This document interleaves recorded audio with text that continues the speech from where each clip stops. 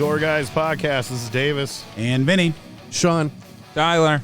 And today with us, we have special guest, comedian, and the host of No Coast Comedy Club Podcast, Zach Peterson. Hey, how's it going? Hey, Zach. Thanks for Welcome to joining the us. show, Zach. Thanks for having me. You wanted to mess that up, Davis. I was trying to real hard. You were ready. And that time I wasn't fucking with him like I did with Augie. I didn't say Augie's last name. He freaked out a little bit. No, I listened to us. One of the reasons I was telling these guys I wanted to have you on here is I totally enjoy your. I love the concept and everything of the No Coast Comedy Club podcast. So Cool. Well, thanks for listening. It's I really enjoy doing it. It's if you're a comic out there, you should definitely listen to that because all the people you interview in the different cities and everything, they give a lot of great advice to up and comers for sure on how to kind of make that your career. Yeah. Well, every place is a little bit different, and especially if you're not in New York or Los Angeles, you have to make your own opportunities in one way or another. You have to book your own shows, book your own tours, and there's no industry around here. There's no industry in Louisville. So how do you make comedy your life? And it's like, well, you got to do it yourself. So it's cool to see all the different ways that it's done. It really is. It's awesome to hear all that stuff. How many episodes have you done so far? I think I just released the 11th episode. I think the 12th one comes out tomorrow. Nice. Yeah, the next one is with Cass Smiley from Anchorage, Alaska, because I went up there to do some comedy, and there's a comedy scene in Alaska. How the hell did you get up in Alaska? I mean, I know we just had who was just here that is from Alaska or that does stuff up there, and we were hoping to get him on. Fucking, I'll remember his name later, but yeah, I mean, he mentioned something about being there. I was like, really? And he's like, yeah, there's comedy up in Alaska. So how the hell did you get up there? Oh, there's a festival called Alaska Before You Die. Okay. And it was one of those festivals, right? You know, there's a couple kind of different festivals you can go to. There's ones with a bunch of industry. There's just like a summer camp, and that was like a summer camp one. I was like, I don't even care if the shows are any good. I get to go to Alaska with a bunch of my friends, and the shows were great to boot. So they had buses for us to like go to wilderness stuff, and we went on like a wilderness cruise, and sounds like a summer camp. Yeah, it was great. And then like That's awesome. the bar's like incredible, and there's I'm sober, so I didn't drink or anything, but if I was, that'd be the place to do it. What a time! Lots of drinking up there going on. And legal weed.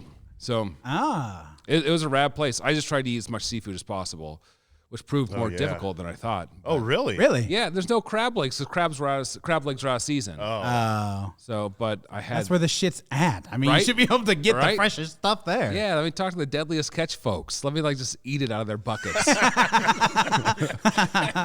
Here's $100. Throw me a couple of them crabs. Exactly. But it was fine. It was good. It was a good time. So. Yeah, just seeing how because I was there's so many little ecosystems of comedy around the country. I mean, and they all have their own little cultures, and I'm familiar with a lot of them. But there's also places I have no idea what comedy is like there. I'm interviewing Derek Sheen from Seattle this week. And I love Seattle. I'm a Seahawks fan. And I've gone to Seattle for Seahawks games numerous times, but I don't know shit about the comedy scene there. What does it look like? What do you do when you're there for comedy? I have no idea. So I'm just trying to gather all the information. As my buddy Sam Talon said, it's like the American hardcore of comedy. If you're familiar with that documentary or book, where it's sort of documenting the scenes in each, in each city about sort of this quote unquote movement of punk rock, but this now is just sort of independent comedy, or not even independent comedy, just comedy in general. Because when you meet a guy on the road or whatever, it's like, oh, where are you from? Oh, okay, you're from Indy. Do you know this guy? Do you know this guy? Do you know this guy? And it's like, oh, cool. Do you do this spot, et cetera, et cetera. And Derek and Sam are the perfect people for those type of podcasts, or the epic of doing it yourself. Exactly. House shows with Derek. I remember the first time I saw Sam Talent, it was him and the Denver guys. They did a house show, and 90% of their profit was just them carrying in bags of weed afterwards. And they so Yeah. and that was when I was just getting into comedy, where I was still like weed was special. Like I never got to see it much in the small towns. And these 4 huge dudes come in, they're like, "We got weed," and that's how they paid for their trip. They were just staying on couches. I mean, like piss couches, and doing comedy for tips. And Yep. Yeah. They're I've known them for a long time, and seeing them grow and seeing them like get to the point where they are, especially Sam, what he's doing now, like he's opening up in theaters and everything. So it's just really cool to see how far he's come and know exactly how he did it by writing a book, by working the road over and over and over again for years and years and years. It's just really cool. And specifically since he was able to get industry attention from Denver, Colorado, which is not exactly it's a hot spot for sure for a lot of different things, but it's not known for its its quote unquote show business industry. Right. I mean, it has one of the best clubs ever, one of the best comedy scenes in the world, in my opinion. But yeah, it's hard to get noticed anywhere unless it's New York or Los Angeles. It's still even hard to get noticed there. Right. I've never been up to Washington, Seattle. Furthest west I've ever been really is Denver. I guess Vegas, flew in there, but I've never been up there. Sean, I know you've gone up to Washington. Have you ever been to any of the comedy stuff up there? Oh, hell yeah. Mariners? Yep. Oh, yeah. They're looking good this year. Yeah. Have you ever been to any of the comic scene up there? So, no, I've never gone to any of the shows out there. I know there's the Underground. That went away a couple years ago. Oh, did it really? Mm-hmm. It's been a few years since Right. I've been out there. So. But yeah, there are a bunch of clubs around, but I really wasn't into comedy that much when I first started going out there, so it just wasn't a thing that I did. Mm-hmm. Well, they've had, I think, if I can remember correctly, Josh Wolf and Joey Diaz were up in that area for a while in Seattle. That's where Josh Wolf got his start for sure. Oh, really? I didn't know that. Yeah. So I think they've had a decent scene for a little while up in Seattle. Yeah. And you're a good one for podcasts like that because, and this is how I've been in several smaller scenes, but you've been in several larger scenes. Sure. And then smaller just by touring. So you just know so many people. Like you were the first person to talk to me in Chicago, and you didn't even live in Chicago.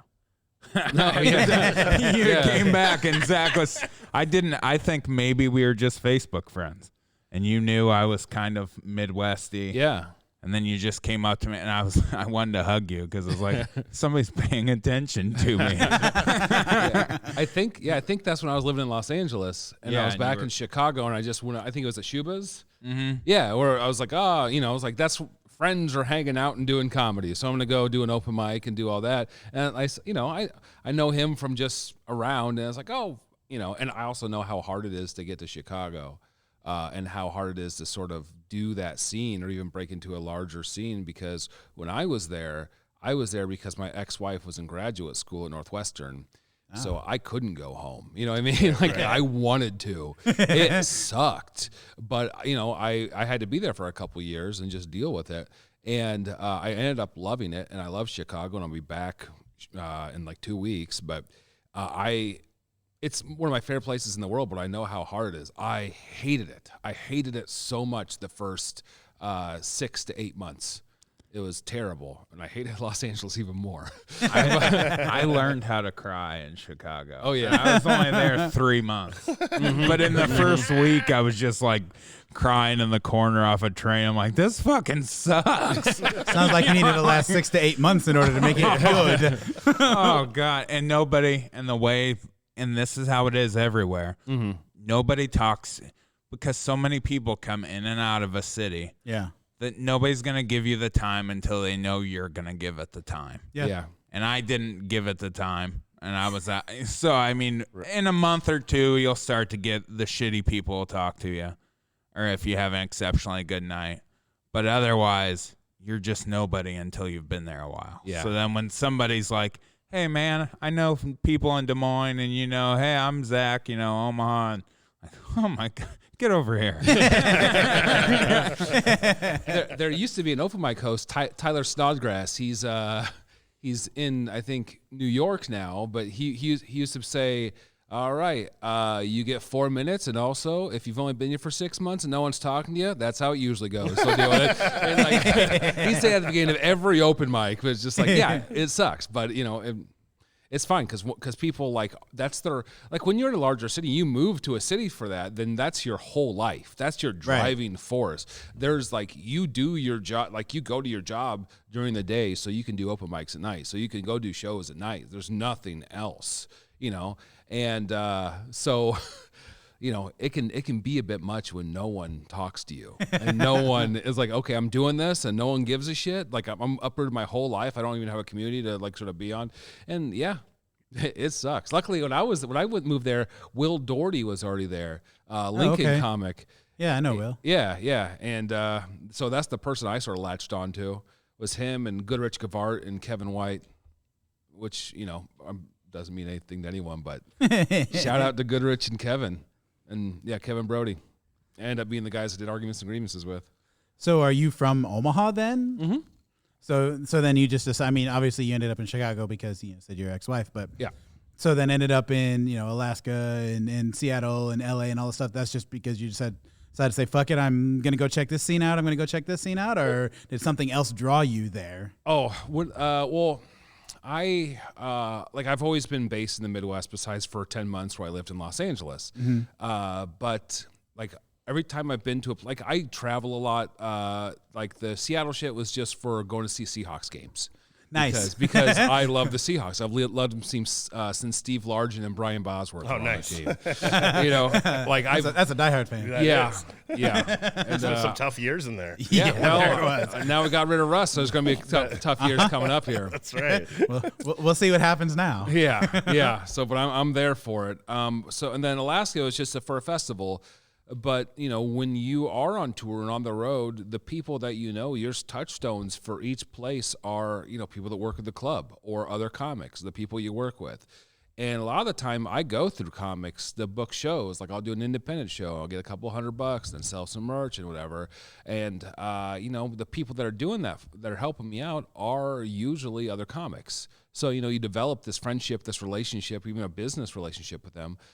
But it becomes more of like a friendship. You're putting your life into their hands, and and a lot of the times they do real good by you, and so therefore they have my undying love. I have a place to sleep. You feed me, and I can do comedy and make some money.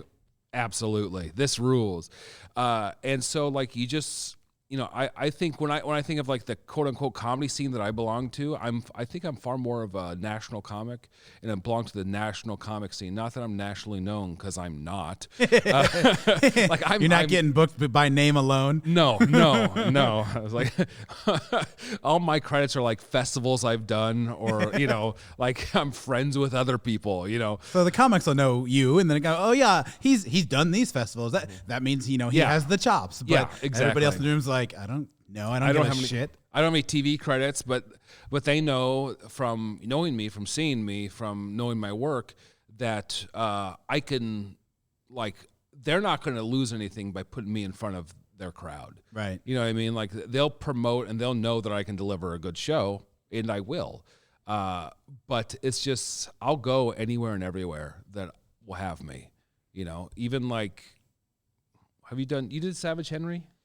Nope. Brother, there's a Eureka, California, in the Humboldt County in the Green Triangle. Mm-hmm. Like, they have a club called Savage Henry, and it's the most isolated place I've ever been, ever. So I'll go wherever you tell me. So how many people were at that show? Oh, that was a weekend, and we had one really good one and one really okay one. So, yeah, that was fun. But it was like, but Chris Durant, the guy who runs it, like, he's doing everything he can to like get people to come to this tiny, like, mountain town, essentially. Yeah. Yeah. And one thing I always talk about when I go there is that they don't have Lyft, they don't have Uber. And then, so I was stuck at the airport and I couldn't get to my hotel, which was haunted. But that's later. Awesome. Yeah. Well, we need to get into that in a bit. Oh yeah. Well, they were like, it's haunted. I'm like, okay, whatever. I've been told that a bunch. And then every night at like 2 or 3 in the morning, like there'd be pounding and like alarms going off, and you're like, what the fuck? Okay, it's haunted. Now I get it. Now let me sleep. Now I believe you. Yeah. And then you saw the ghost walking down the hallway. Yeah. God, that was it was so weird. That was a weird ass hotel. But I got there, I'm like, okay, well, how can I get to my hotel? And he's like, you rent a car. And because I was talking to the rent-a-car guy, I'm like, okay, how much is that? $200? I'm like, no. Do you have any cabs in the city? He's like, we have Jamie. Okay. So I just called Jamie, and he'll pick me up. And it's just in his, like, Saturn, his old Saturn. So He's like, I invented Uber in 1987. yeah, exactly. And that was the whole thing. It's like, yeah, cool. This is cool. It's like, here's $20, Jamie. Thank you. Deliver me to a haunted hotel. How'd you feel about the haunting of the Renwick Mansion? Oh, I don't. Staying there. I've stayed there like 4 times. Nothing. Only bad thing that's ever happened to me is I got an ear infection from sleeping with my headphones in. I've done it a few times, but only stayed once because I think but the one time I stayed there, I admittedly was on a little bit of an Adderall binge. You're seeing ghosts? I stayed up all night fishing, got there at like 1 PM. Yeah. And then passed out, and I had some fever dreams. But I can see it. I think it was just, I was on a 4th floor by myself in the afternoon, and then at night, and then I was just like, I don't know if this is the prescription medications I abuse or the spirits. I'm not sure what's going on. Yeah. Where's that at? It's in not in Renwick, Davenport. Oh, in Iowa. Big haunted river mansion that they do. And this is a good example of the shows he's talking about. It's basically a club. They do several shows a month. And In the mansion? Yeah. Mm-hmm. In the haunted mansion. It's in the dining room of like what? A No 7-story mansion? Yeah, something Jesus. like yeah. I mean, it's got an enormous amount of rooms. Yeah, it's like one of those places that was definitely like built by someone who committed war crimes. You know what I mean? I know exactly what you're talking about. Yeah. So, but it's really rad, and Chris, who runs it, is rad, and yeah, it's a real fun time to go, especially if you're coming through Davenport. It's a wonderful place because I've done a bunch of tours where it's like, oh, I got to the Renwick Mansion. That means I can take a nap. I can shower and all that stuff, and that's really nice. And it's an example of, and this isn't talking shit at all, but it does not pay shit. Like, if you're doing, I've never headlined it, but like if you're doing a spot, it doesn't pay shit. But still, he can get anybody good to do it because they just want it because it's a cool show to say you've done. Yeah. It's like an example of just somebody setting up something cool that has cool crowds that you're like, yeah, okay, I'll burn a night, stay in this mansion, and, make enough to get a piece of pizza.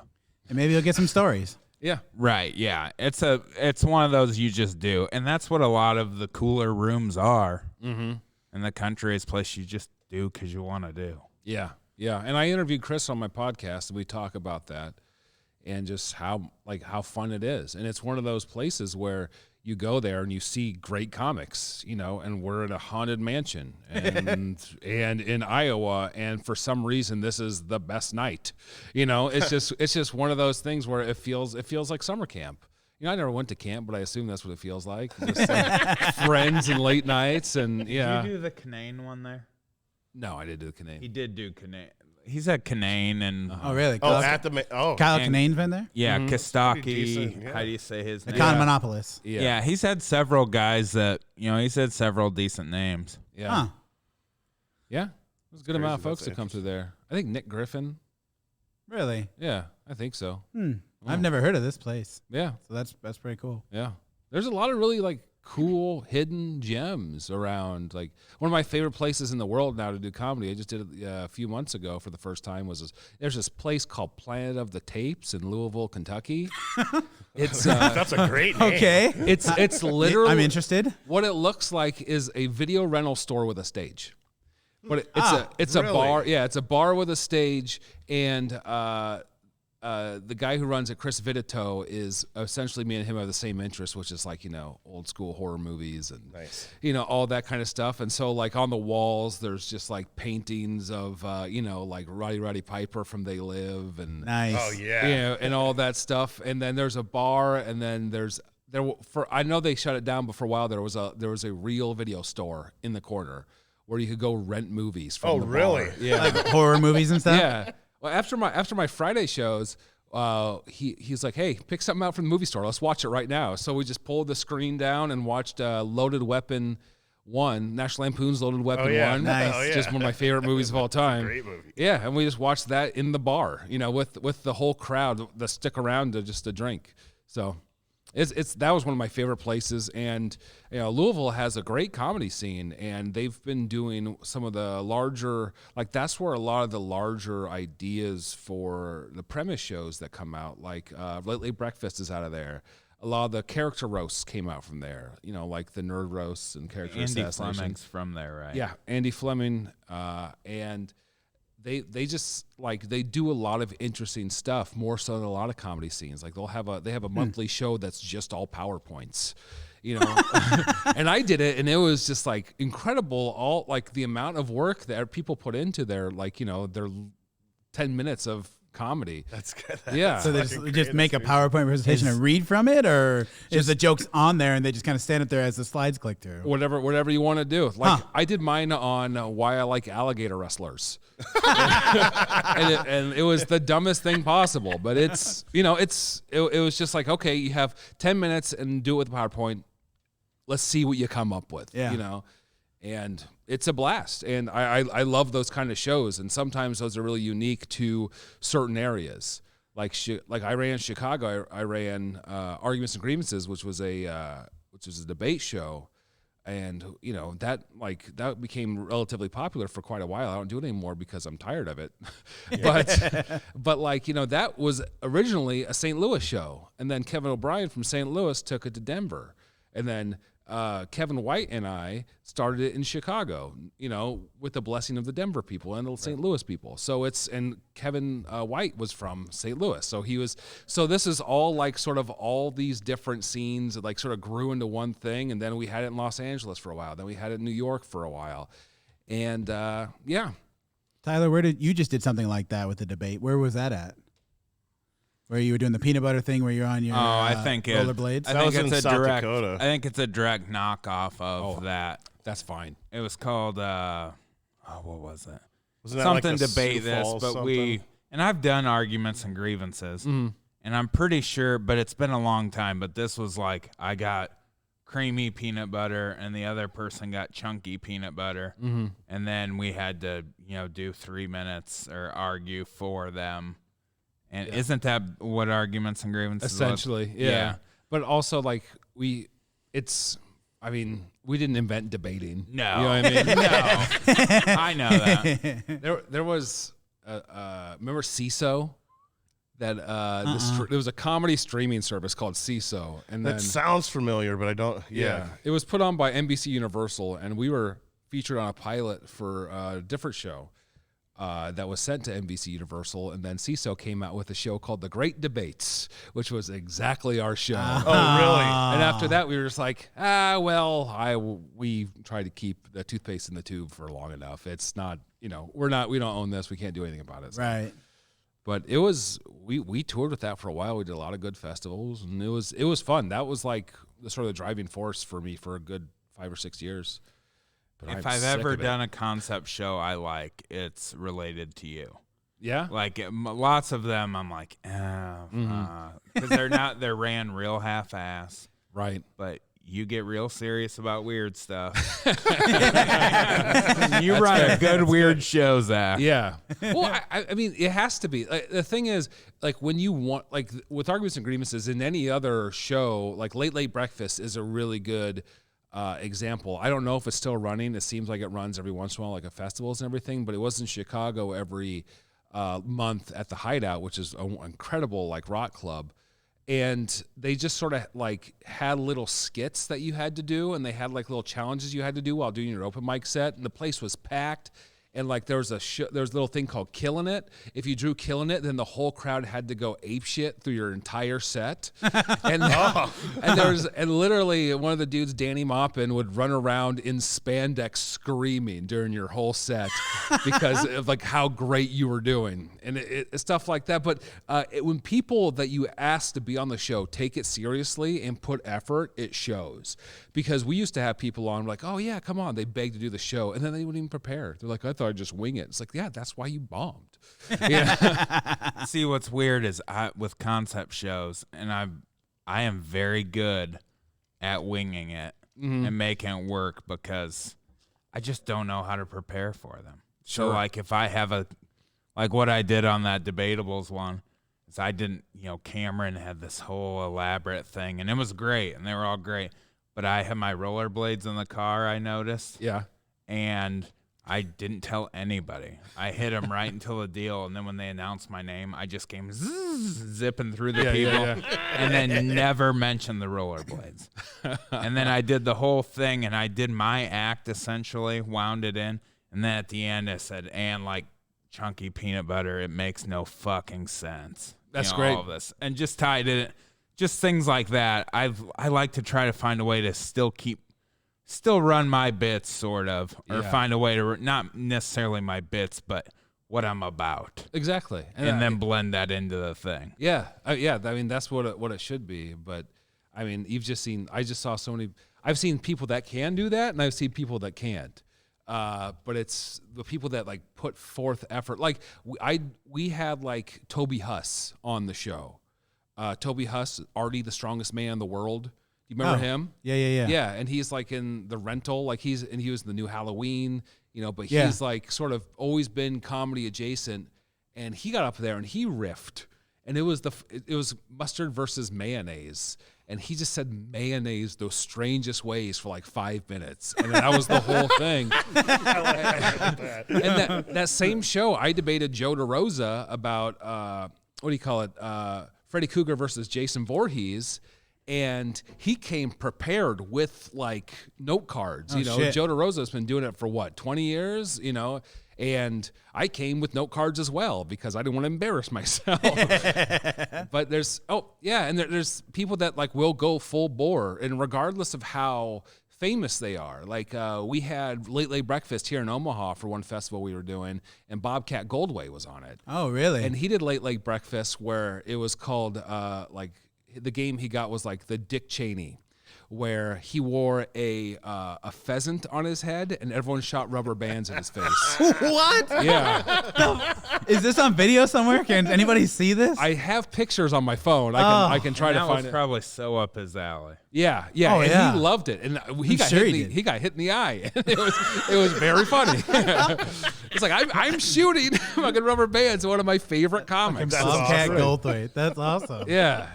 It's just that sort of like that willingness to have fun. Like to still be silly and still like just go full bore into it.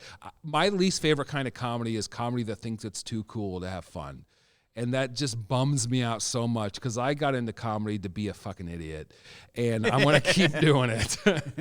And what I love about that though, and your style, like what I said about your weird shows and things like that, you take them really seriously. Yeah. Those people that don't.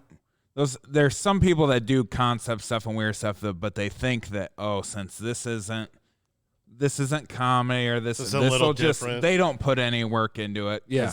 They just riff it out. They're like, oh, there's this weird thing. It'll work. We're just having fun. Who cares? It's just roast night, Yeah. But you put all that you would, just like if you were having, some legend on it, into a concept show, and it makes it great. Yeah. Well, I mean, if you get up on stage, you want to put your best foot forward. I always think that comedy is supposed to be fun, and there's nothing more fun than having a good set.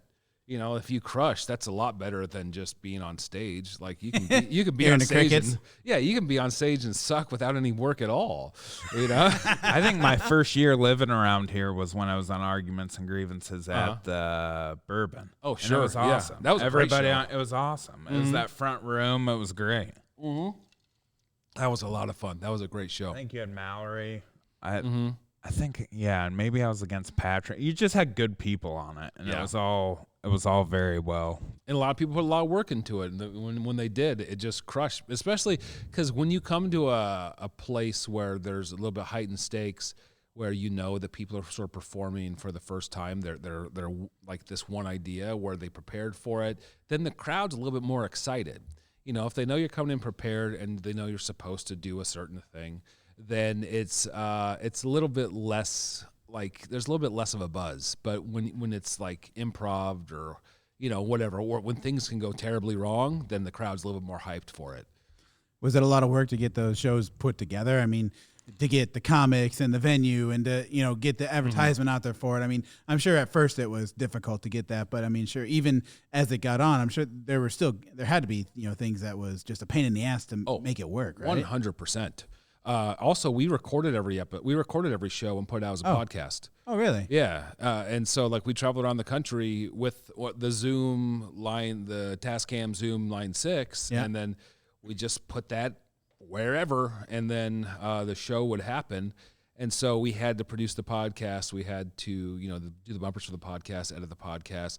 We had to get people their, you know, their matchups. Then you had to get them their topics, then make sure that they, you know, and then do everything that a live show has to do. And then you have the host, and then you have the promotion, the booking, and all that stuff. And we do that every month in Chicago. And then sometimes we go on a 5 or 6 day tour where we go up to Milwaukee, we go over to Indianapolis, we go up to Pittsburgh, you know, all those things, and just runs of those shows. And we do arguments and grievances every night. We did one where it was Boston, New York, DC, and all that stuff. And it was exhausting. It wasn't fun. And then like after 6 years of that, I just became so burnt out because it was really labor intensive. Yeah, I'm sure. And not because, I mean, booking shows, promoting shows is hard enough. Yeah, because you're doing all that whole run. You guys are doing that yourselves, right? Like booking the venues. That is a ton of work, man. And then you know, my own comedy on top of that. Right. You know, right. Like, so it wasn't your only thing. You also had your own set and your own material you were working on as well. Yeah. And we initially had 4 dudes that were, you know, essentially sharing the work. And then, you know, one moved to LA, one moved to New York, the other one moved to LA, then I moved to LA. And then one guy quit, the other guy quit, you know, and it's like, now it's 2 guys, one's in New York and one's in LA. And, and those are harder places for live shows to prosper. Because initially we were in the Nerd Belt Theater at Meltdown on the Sunset Boulevard, and that was awesome. But like but we sold it out the first couple times, and then by the 4th or 5th time, nothing. Just no one was coming. Yeah. Is that because there's so many shows because of the scene in Los Angeles? Why, you know, it's just there's different things going on. Yeah. Well, when I say, hey, I have Rory Scovel, Maria Bamford on a show, to me and to any other person that's a comedy fan, like, holy shit, that's going to be incredible. But in LA, you're like, oh, that's a Tuesday. Right. Because that's where they go to just do everything. You know, that's where they live. So it's not a big deal. So it's difficult to like draw people in, and we simply didn't have the cachet that we had in Chicago or Denver. And New York was very difficult because there's like, people are so acclimated to having bar shows and stuff like that you know, the bar sets a really high standard for what they want and what they think they deserve in terms of money and, you know, attendance and stuff like that. So it's just a lot more hard. I think there's a lot more grace given to people in like the Midwest or Chicago. You know, I was like, I want to do a show. And it's like, okay, cool, that would be fun. And then people are sort of in for it for the fun.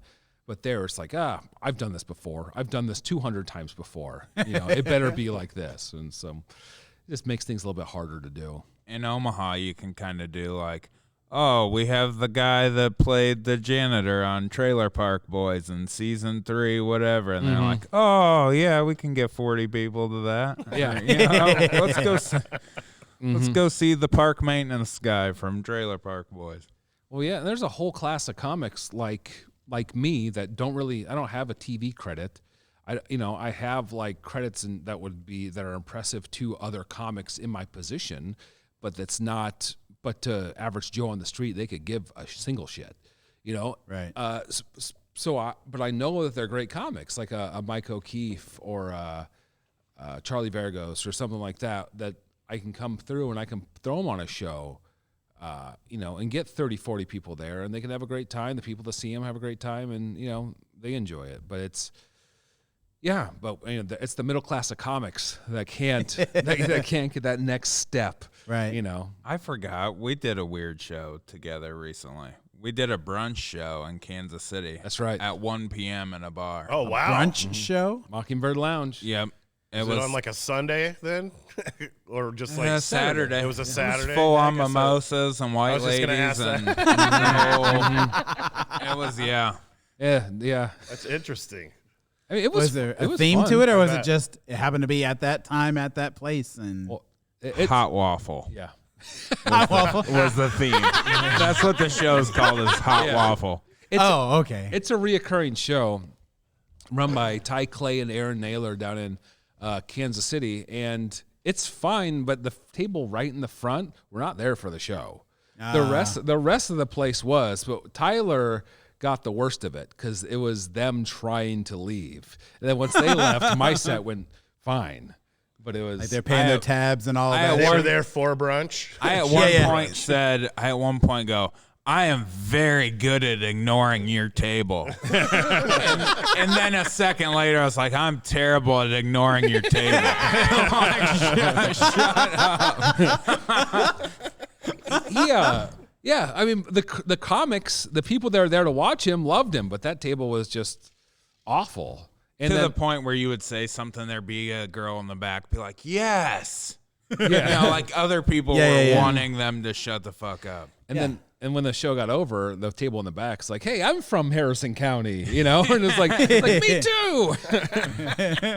Yeah, I forgot about that. We talked people from up here. Yeah, because I'm from Harrison County. I'm from a small town in Harrison County, Okay. and he's from the Lois Hills part, so it's like just small town Omaha folks, small town Iowa. Yeah. On hot waffle. It totally sounds like a sex position or something. Yeah, it does. You into the hot waffle this weekend, babe? Want to do the hot waffle on Saturday? The night before at the Bird Comedy Theater, I did a show called Hot Nuts. No way.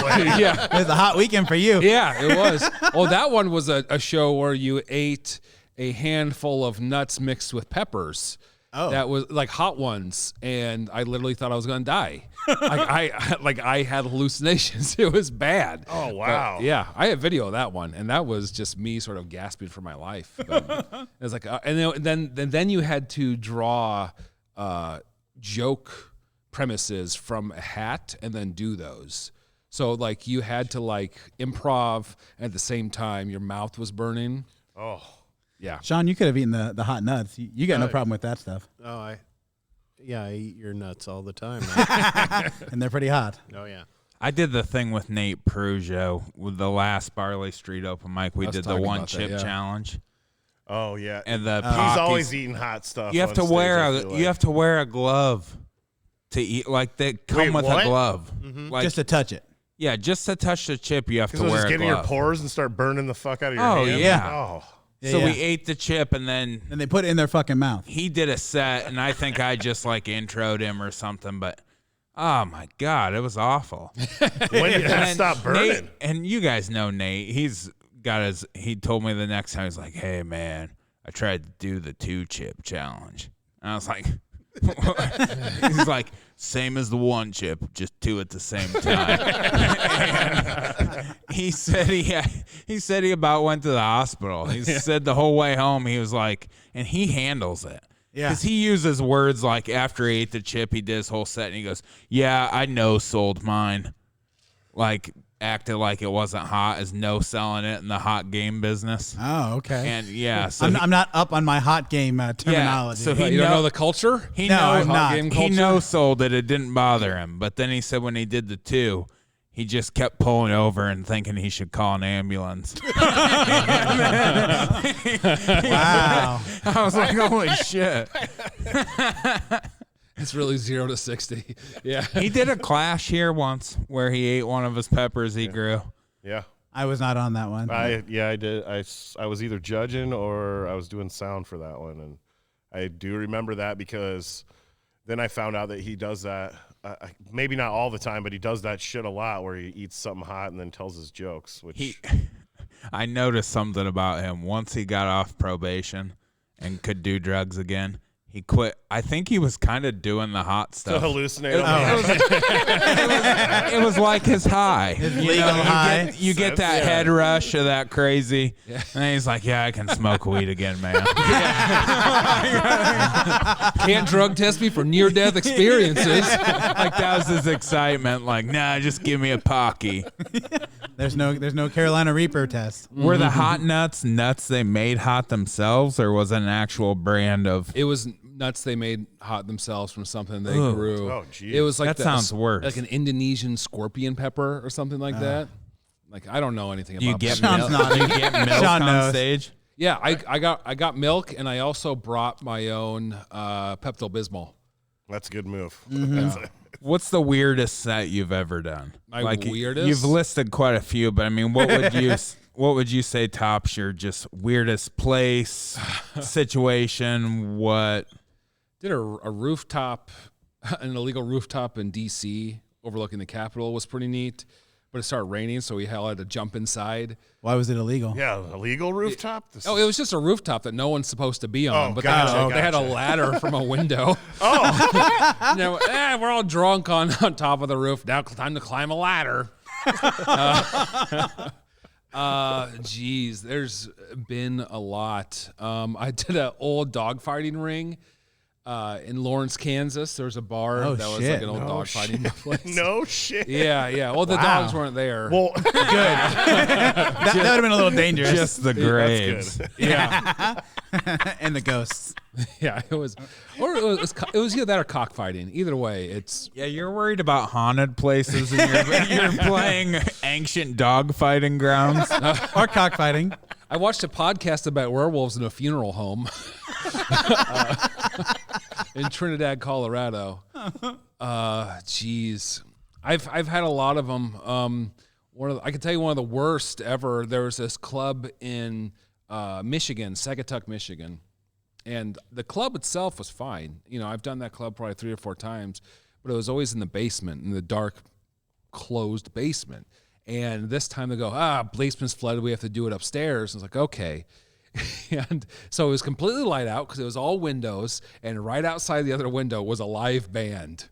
Oh. And and I literally had such a bad set. I walked up, asked I got paid, and left before the headliner went on, knowing they would never book me again. And I have not been back. So, but as for weird ones, I don't know. This was always sort of like what I did, because when I was younger, and I was like 18, 19 through my early 20s, I was in punk rock bands. And this is what essentially we'd play wherever, whenever, and sleep on floors. And we would tour all summer and get into a lot of trouble. So this was essentially just what I've always done, you know, ever since I was in my 20s. And now it's just me alone, you know, and it's a little bit better than actually going on tour with punk rock bands. But So you're in bands like Omaha bands, or it used to be way back in the early 2000s. like which ones? I was in a band called Robots Don't Cry was the big one that was that we toured a bunch. that is a fact. Robots do not cry. It was one of those like art rock hardcore bands with 13-minute songs with inner. Oh, nice. Yeah, you know, we're very important. Kind of like Tool. Yeah, we were like the Tool of the genre that no one cares about. We were my favorite thing anyone ever said about Tool was it's Juggalo Radiohead, which is Okay. Yeah. That's great. it's just, I love talking shit about Tool. Also, I was in a band called Dead Tooth, which was a hardcore. That's a great name. That is a hardcore great Yeah, yeah. thrash punk band. Nice. I love that name. That makes me think of the episode of Always Sunny, the dead tooth girl. Oh, or yeah. whatever. Oh yeah. The lead singer of the band had a dead tooth in front. Oh, nice. So it was sort of like making fun of him a little bit. But it was fun. Yeah. So Hot Nuts wasn't shit for a weird name, or Hot Waffle. Nah. We got Dead Tooth. Featherstone was another short-lived band. So did you guys do like Sokol and Ranch Bowl and all that? We did local Ranch shit? Bowl, yeah. The what was it? The Robust Don't Cry did Ranch Bowl a couple times. And Nice. Opened up for like Planes Mistaken for Stars and stuff like that. It's just real niche crap that some people that have too many records would care about, and that's about it. What's the people that shop at Homer's? Oh yeah, well, people. I mean, Homer's would be too commercial for them. Oh, geez. That's kind of what I was. Yeah. Yeah, it's just people that. Yeah, I was one of those people for the longest time. It just takes until you're 30 to get your head out of your ass sometimes. But it was, like short run presses, handmade graphics. I'm in.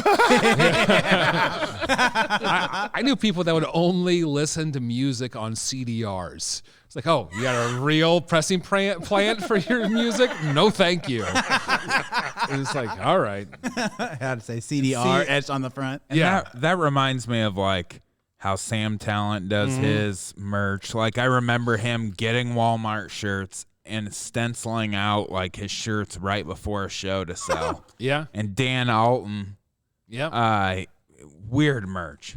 Like, but in a good, I'm saying this in a loving way, but like just homemade stuff. Yeah. Like he had a zine that was like notebook papers and just anything to sell you. They just on their own. He's another Louisville guy.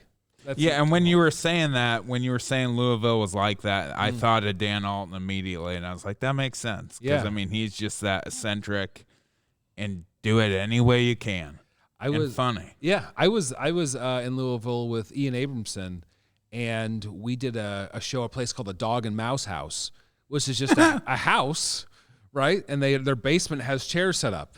And when you're doing the show, the whole crowd is just smoking weed right at you. Oh, okay then. Yeah. Oh, and Somebody's basement. and another really weird show. There used to be a place in Colorado Springs called the Dab Lounge that you would do shows. And what it is a dab club where you get a membership and then you go in there and you buy rigs. They can't sell weed, but they can sell you the rental of the rig or the lighter or whatever. So people just ripping dabs and smoking weed. And everyone there, it was like just everyone was so high. So high. And have you ever tried to do comedy for the highest people on earth? And they do not understand what's going on. They cannot follow. So, see, and I've done like the opposite, like the farm indie. oh yeah. Like I've done a machine shed where there's a cherry picker behind us for there's an engine on the hoist directly behind the stage, and there's sawdust on the floor so people can spit.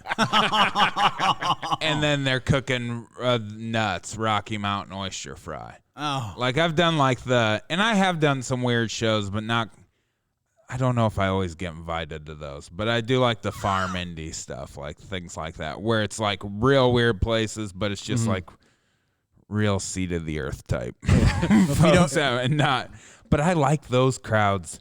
Like people don't think that about me so much, but I love indie crowds. I think you do I fine. love the weird. Yeah, that's some of my favorite shows have been for really smart indie, stuff like that. Shane Moss, opening for Shane Moss was the greatest time I've ever had, and he's weird. Yeah. Oh yeah, he's real weird. Oh yeah, man, his shows are so. I followed a lady talking about racism and collectibles and dolls. That's right up your alley, dude. Yeah, right? Yeah. Their talk was in that, and then I went up and was like, "Oh, donkeys." That's awesome. I mean, but that's the thing. Yeah, Like and that's you're unique, and like in the shows, the weird. I love the weirdos. I mean, like you go to these shows, and there's this. I saw a guy who I did a show with. I forget where I was at, but he seriously took off his shoe and was like, "Hello," and then just passed it around the thing. Go, it's for you, Yeah.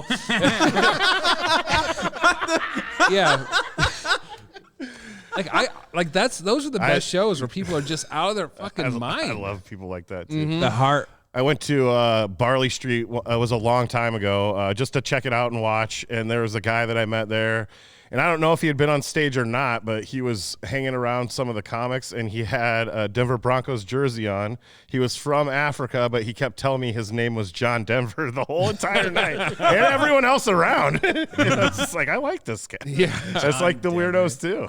Love the weirdos. The hardest I ever laughed when I was in Chicago was I went to the Laugh Factory open mic, and they had like a 75-year-old dude show up to do comedy for his first time. And his name was like Skippy or something like that. Yeah, nickname.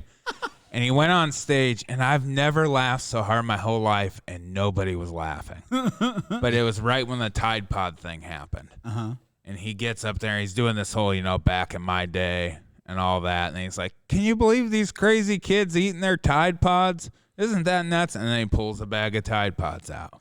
And he goes, you guys want to see me eat a Tide Pod? And everybody's like, and I'm just like, so jacked up. And you can tell he's messing with something. He's got something rigged up.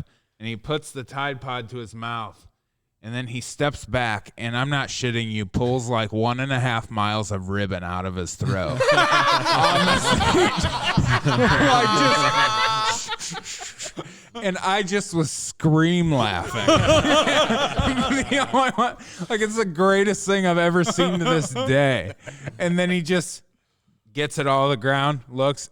There's kind of like some, and he's like, thank you. I'm like, yes. That's awesome. There was a show at the Laugh Factory. I was at Gallery Cabaret in Chicago for a while, but it was called 42 by 42, which was 42 comics doing 42 seconds a piece. Oh, wow. And that's where you saw everyone just go bananas with like the strangest shit. And that was always the most fun. And that's what that reminded me of. 42 seconds. Damn, you barely get to say. I mean, you get a line out, and it's it's one joke, and usually it's a joke that you could never do anywhere else. Gotcha. And like dead gay baby jokes. Maybe if you wanted to, but it was a stuff like Tyler Jackson did that, where he just like pulled a bunch of shit out of his mouth and all that. Yeah, Chicago was great for weirdos. My favorite place for shows there was Gallery Cabaret. And I'm trying to think of, somebody had one where they would pull your name and you would get 42 seconds. Yeah, the 2-hour comedy I think hour. that might have been Andy Fleming's show. Andy Fleming, and I don't even know who ran it after that, because it used to be Andy Fleming and Katie McVeigh. And the only show I did while I was there was the one with, it was Natalie. Cupcake Cabaret. Yes. And those people are and you could be weird there. They loved me because I was, they were like, yes, we like, that was a great room. I like that place. Yeah. And you could get Jameson and the hams for like $3. And old Johnny. That was the place you could afford shit. Yeah. Jameson and hams were the same That was price? a Chicago thing. No, you got a shot of JMO and a hams for like $5. Gotcha. Together. It's called the Chicago Even worse. Handshake. Or is that, Okay. yeah. And they're like, yeah. I didn't know that. I like that more now. Chicago handshake. Yeah, where it's just you get drunk all the time. That's why Chicago is great for comedy, because everyone's drunk forever. God, yeah, so much weird stuff. Like I there used to be a. No, I'm not going to talk about that. All right. He censored himself. Wow. Yeah. I just don't. I just feel like it's if I go in and say the things I want to say, I feel like I'm picking on the guy, and I don't want to do that. So, there. This is really fun because we usually talk to and I'm of that route of comedy where it's just any route. If you have a place I can perform, but a lot of the people we talked to took a very traditional route. Right. Through the clubs and through that. I like this because comedy has so many possibilities. And some of the best shows are the fucking weirdest. Like you said, they're my most favorite ones are where just insane shit happens. I did a show. Train wrecks, baby. I did a show in a receiving dock in Pittsburgh, Pennsylvania, while Sam Talent was getting tattooed on stage at the Burning Bridges Comedy Festival the first year. Yeah, but And you know who Sam Talent opens for now at theaters? Tim Dillon. Yes, Oh, who was that's here. right. Yep. And that was maybe one of the hardest I've laughed this year is that Tim Dillon Dillon. show. When he told everybody to band together so we can kill and eat Warren Buffett. Oh yeah. He had them going too. They were all riled up. I know, right? So were you when you were early on in your bands, were you doing comedy simultaneously with that? No, that was afterwards. Yeah, because it was like after that, because I always was like the singer in the band, and when I wasn't, I would play bass. But for like thrash punk bands, which is seriously like 3 chords, like Yeah. and after like the bands ended, I realized I really didn't have any talent. You know, like I mean, I was in a hard band, so I was screaming. It's not like I could sing, you know, and anyone can scream. So I was just sort of at home, and I was like started making like weird electronic music, and I was like, I hate this. And then I just sort of fell in with some folks that started making comedy stuff, and then I saw people doing stand up, and I was like, oh, I'll give it a shot. And then I did it a couple of times, like I actually really like this. And then all that energy that I had from being in bands and touring in bands and, you know, doing all that stuff, I sort of transferred it to comedy because I didn't have anything else, you know, to do besides just do comedy. And I took the same mindset because back then it was like you practice twice a week with everyone. But the hard thing about a band is like there's 5 people in it. It has to have 5 people's schedules and 5 people have to get along. But with one person, I could go as hard as I want to. And I went hard for the first 10 years, like ridiculous, you know, like it was my whole life for about the first 10 years. And now like the last few years, it's just been like real chill and sort of coasting off the fruits of my labor. So Nice. it's nice now. Would that be like the original OK Party guys that you started with? Yeah. Because You're a founding member of OK Party, right? back in the day. Yeah. What, 14 years ago now? Yeah, well, I just remember when I started, I think that was all, like, I started in the last couple years of Crom, I think. But, I mean, Omaha had kind of a pretty big heyday of indie, didn't they? They did. It was. I don't know a lot early about on. it, but I like hearing What's about okay it. party? It was like sort of like Nick Allen was one of the founding members, and then me, and then Casey Crawford was in it, who's now done JFL and has done Kimmel, I think, and a guy named Ian sort of ran all the business sides of it. And like for 4 or 5 years there, they were just bringing people to town, and you know, we got to know a lot of people, and it was a lot of just like we brought Doug Benson in, we brought Rob Delaney, and just sort of getting the business side of comedy. And then, you know, we also went our separate ways. Like a couple years after, I moved away to Chicago. Everyone else moved to Denver, and it was like that sort of disbanded. You know, at those last few years, I didn't have anything to do with it really because I was in Chicago. So, yeah. Not Nick. Nick stayed here. Yeah, Nick stayed here. Yeah, it was a turbulent time. In Omaha comedy. Let's put it that way. There's a lot of things I'll talk about now on the podcast. So speaking of Nick, I have 2 things. One, so Nick Allen's he's got his own headlining show coming up here in a couple of weeks, and so you were nice enough to lend him his your audio equipment to record that, which I thought was really cool. And Nick's like, he called me like a month and a half ago. He's like, hey, are you gonna be at my show? And I was like, yeah, I'm probably working. I think it's a Thursday. He's like, all right, well, this guy is, I don't know if you know him, Zach Peterson. I was like, yeah, I know Zach. He's like, oh, he's got this equipment, and I don't know if I'll be able to run it. Do you think you could meet him up there sometime to figure out how to run it? I'm like, it can't be that difficult. And he's like, well, I don't know. And so then you came up with that thing, and I was like, oh yeah, I fucking, a lot of people have this. This is no big deal. But then you mentioned that you were going to be, because he's trying to figure out how to get it back to you, and you're like, oh well, I'm gone the whole month of May. Yeah. Like, so what do you do? I mean, obviously, I'm assuming you're out traveling, but I mean, what do you have coming up that you're gone the entire month of May? I was like, holy shit. What I usually do is I have like sort of cornerstone bookings where like I'll be headlining or featuring at a club, any place in the United States, right? Like Austin or Pittsburgh or wherever, and then I'll book things to and from. Okay. So the travel itself is making money instead of taking away money.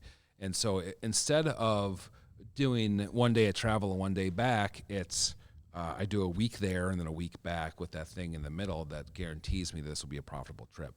This one, there are two sort of anchors. The first one I'm doing the first year of this, or second year of this this festival called the Rubber City Comedy Club Festival in Akron, Ohio. It's with the Funny Stop, which apparently I can work there after this. So, but then and then I'm like going to Pittsburgh. I'm doing a couple of days in Chicago.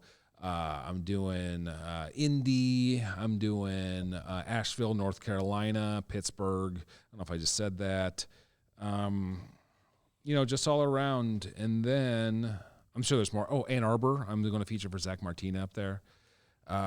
He's hilarious. Mm-hmm. He's been up here featuring a couple times. Yeah, he's great. Yeah, that name's familiar.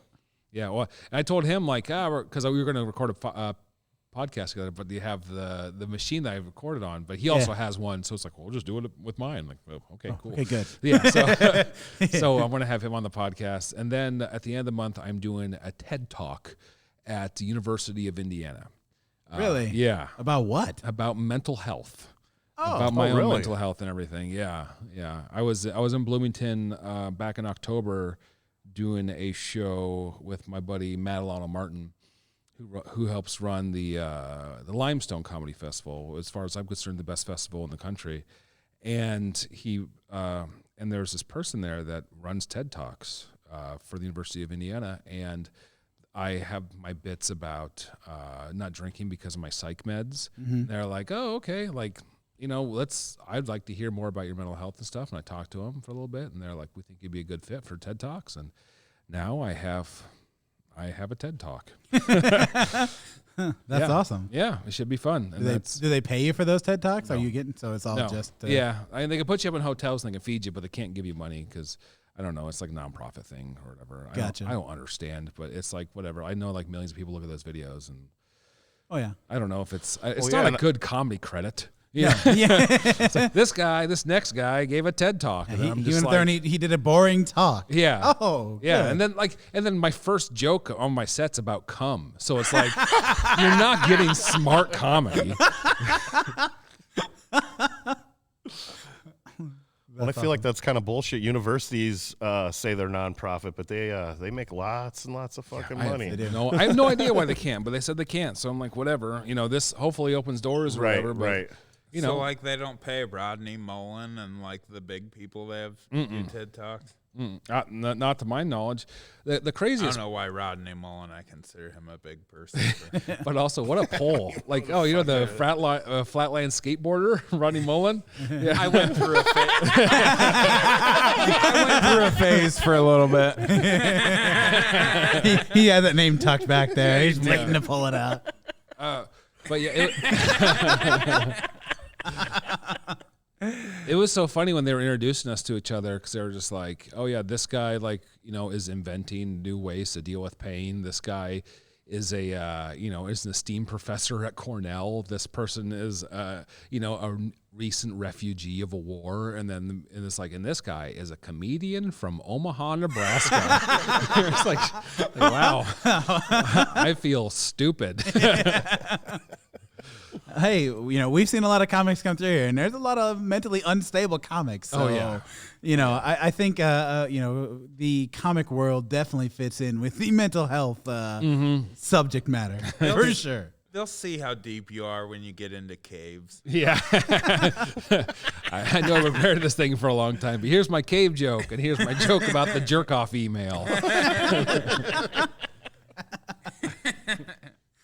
Well, yeah, hopefully you can get an invite to come back and actually do a show there, because someone we just had on the podcast, I remember recently, said they did lots of college shows and that they got paid a lot of money from those college shows. I auditioned for college shows once because there's NACA and there's APCA, which are the two big bookers. NACA does the big state universities. APCA does community colleges. Yeah, community colleges, trade colleges. Yeah. Like Minnesota School of Ladders. But I did what do you call it? I showcased for APCA, and it cost $1,500 just to get like just a showcase for him. Wow. Yeah, and I did. I was like, okay, I'm gonna do this. If I really want to do it, I gotta do it. I pulled the money together and I did it, and then I booked 0 things, and it was like that was a big waste of time. And I talked to, I think it was Irene too, about that, and there was like, yeah, don't ever do those without an agent, without you don't want to put up the money yourself, because there's college agents that do all that for you, and then they'll book you out, and you don't have to be your own representative. Because I went in there and I did an agent's job, I did my job, I did all that stuff, and I didn't book anything, But I saw it as one of those things where it's like, if I'm not trying hard, if I'm not trying my hardest, I'm not trying hard enough. So I tried and did not work. I could have had a whole year of internet service. That APCA guy talked at the World Series. Oh, yeah? He was one of the industry guys there. Yeah, did he say, it's APCA, baby? Yes. Yeah, he was a sweetheart. I enjoyed him because he was very nice. I didn't have a good time on stage. He goes, man, that was really funny. And I was like, okay, good. Thanks. Like, no, I don't know. Because it was, I've showcased at noon on like a Tuesday at a banquet hall full of like, college kids. And it was just like, this is not the best time for comedy. But, you live and learn. So, Zach, let's tell everybody again about your podcast. What's the name of it and where can they find it? No Coast Comedy Club. It's Okay. on Spotify, Stitcher, Apple Podcasts, and at brokenmagic.com. Okay. And then you can follow it on Twitter, No Coast Pod, and then just follow all the Broken Magic stuff. Broken Magic Comedy, Comedy Broken on Twitter. That's like all the crap I produce here. Tell us what your personal website is. My personal website is museumofuglyfathers.com. That's great. That's fucking great. That's a great Yeah. web address. It's on my merch and no one knows why. And I was like, is this fucking weird? Can I go to this website? And I was like, yeah, it's not like the dark web or anything. Go check it out. Yeah, it's. When I got it designed, my friend Meredith in Chicago, I was like, I want it to look like a 1990s Angel Fire page for a terrible metal band, and that's exactly what it looks like. Awesome. So That's real. that's where all I'll my have to- dates are. I'll have to go check that out. Mm. And you said that when you were doing the debates that you recorded that as a podcast. Is that stuff still available? Can anybody go find that? It might be. I know there's some on YouTube. I definitely uploaded the one with me, Joe DeRosa, to put on my website. But there's plenty of. There were some really good ones. There were some really funny ones in there. I hope they didn't get lost to the sands of time. But Yeah. it's that was Arguments and Grievances, and I think it's still up. I think it's still up on Apple Podcasts. Okay. I can't be 100% sure because I stopped paying for it a long time ago. And if someone is, I'm sorry. I think it may be Annie Russell. Sorry, Annie. If you're still paying for it. But they're a lot of fun. Not all the episodes are. Yeah. But there's a lot. But the people that really tried, and there's some big names on there that just kill it. And there's some really fun ones. Anyone with Bobby Buds is hilarious because he's a psychopath. And Bobby Buds. Bobby Buds? Buds. Yeah. Was that like his stage name or is that his real name? You would love Bobby Buds' comedy. Robert Euler is his full name. Yeah, he's back in Chicago. He was back in Austin for a while. He did some guest spots when I was down there. But yeah, he's a madman. That's funny. Mm-hmm. Yeah, we had this guy named Joe Fernandez bring his dad up on stage and yell at him. His dad yelled at him? No, he yelled at his His dad dad? for making him bald. Was that like his whole set was just the... Because it was bald versus fat, and he was on the side of, he'd rather be fat than bald. So That's funny. it was a good time. Davis, you got any more questions? I don't. I got to I saw you get to scrolling some stuff down over there, so I didn't know. Oh no, I'm taking notes during the show now because we're so many episodes ahead that by the time we post this in about 3 weeks, I need you'll to forget know what to put it about? Yeah. because I like listening to you guys, but I don't like listening to myself. I'm still weird about that. I'm a big What's weirdo. your hat say? Davis Erection. It's a company You around haven't seen here. that around town? That's good. Yeah. Man, if I had one that said Zach Erection, I would wear that. We're nothing but that. Yeah. I don't want to wear a hat with your erection on it. Give me my erection. I just want to thank Zach for being here, and Super appreciate it. it's been fun. Glad we got you before you headed out on your month-long May tour. Yeah, Museum of Ugly Fathers for dates. That's right. This guy's the hardest working guy around, I feel like. Thanks for listening, everybody. Make sure you check us out, DoorGuysPod at yahoo.com. Send us some emails. I was looking and we didn't have any. We haven't had any for a while. I don't know if our regular emailers have gotten busy or they're tired of our bullshit or. We might have read shit they told us not to read one time. I don't know. It wasn't me. Don's fishing. Well, Don's got to listen to something while he's fishing. God damn it, you mentioned his name. I was trying to go like 4 episodes without mentioning Don's name. His ears are tingling. Yeah, he weasels his way in every time. Well, thanks everybody for listening. Check it out. Share, subscribe. Tell all your friends to subscribe. Even if you don't listen, just get on that YouTube and subscribe for us. And that way, and if you do care, then it'll let you know when we're putting out a new episode. Even if you want to listen on Spotify, still subscribe to YouTube because it'll push and say, "Hey, there's a new episode out there." That's right.